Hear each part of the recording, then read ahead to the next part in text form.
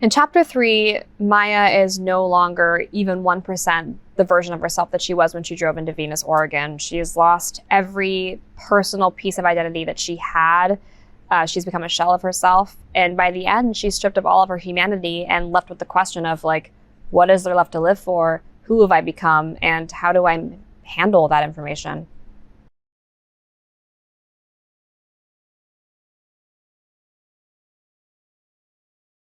Oh, they couldn't be more different if they tried. Maya, when you first met her, was carefree, in love, on a path to success, to finding her new job, potentially going to get married. And Maya, at the end of movie 3, is grappling with, like, do I even want to live? Is this even worth it? And if I do I want to join this person? Would I be happier at this point with somebody who also has nothing, who's, I believe, stripped everything away from her intentionally to groom her to become one of them? And she's also, like, kind of considering that.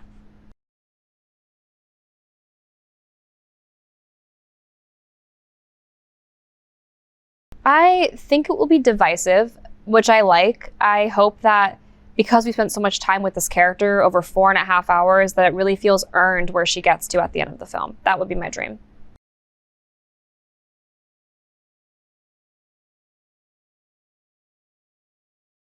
I feel so truly blessed to have Gabe behind that scarecrow mask, because he not only took matters into his own hands and would come to set on days off and wear that mask and stand at the corner of my eye line just to scare me, and really embodied that character, but also when the mask was off was such a giving co-star and brought such fun and unique ideas to the table. And that final kind of battle scene that we have in movie 3, the big at the end, it was originally written as a big blowout.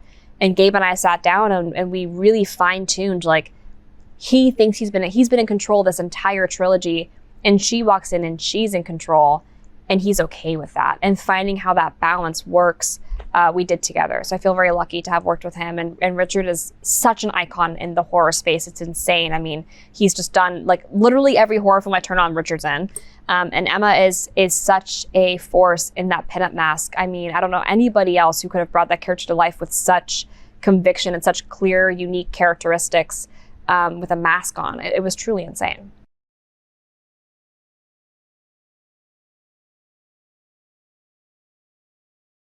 I think revenge, and then ultimately, like, moral gray areas, and this kind of, like, dichotomy of defeat and success that she experiences, where it's like she's no longer a version of herself that she ever wanted to be.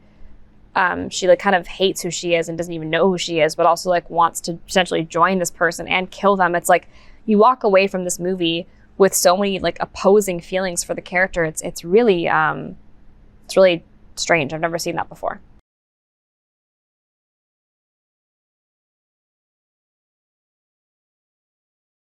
I think that makes them way scarier. I think what makes the stranger scary is that they are regular people who just want to kill. And so it is so much more terrifying when she sees Scarecrow mourning pinup.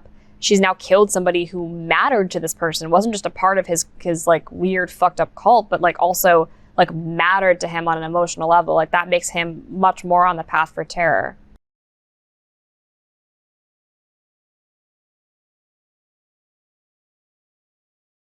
I think it's a lot about really Scarecrow's journey to stripping Maya of every piece of who she is in order to make her like him.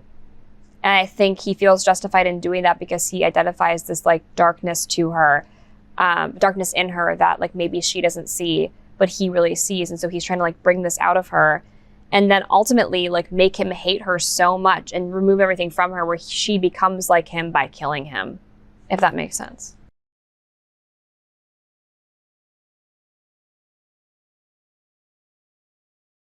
I'm most proud of the way we end this trilogy, and also just for people to see this final act. I think, movie 1 and movie 2 weren't really finished films because it's act 1 and act 2 of a larger story. And so when they finally get to watch act 3, chapter 3, they're finally getting, like, an ending to the film. And I'm really excited for people to see that and see where we wanted to go all along.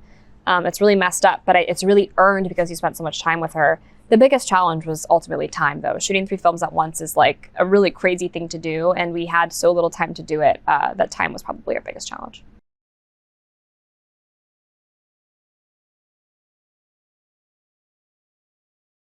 definitely changed me as an actor. I think it's like the opposite kind of boot camp that Riverdale had. I mean, Riverdale was like, fly by the seat of your pants, just, you can do a scene in one moment that you haven't even read the script for. Here I had all 3 scripts at once. And obviously we changed things over the course of time, but I had this kind of full character arc. I had the ability to use time to create, each movie, you feel like you're meeting a different version of Maya from the experiences she had, in the previous film.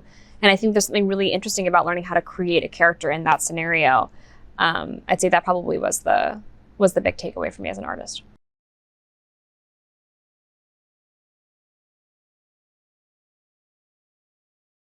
Oh, I mean, not only is it like a fun experience to have with other people and to be able to talk, it's such a conversation piece. Like, I really believe the end of this film is going to create such discourse and conversation that you want to watch with people. So you can walk out of the theater and be like, oh my God, what do you think happened here? Why do you think she did this? And is this justified? And what happened with this? Like, I think that this kind of film does create that kind of conversation. And also, it's mixed with sound to be so epic and so big, and it's such a big world building film. And there's so much silence in this film that when you watch it on a big screen, it's going to feel like suffocating, and you're going to feel so like immersed in the world. It really is meant to be experienced on the big screen.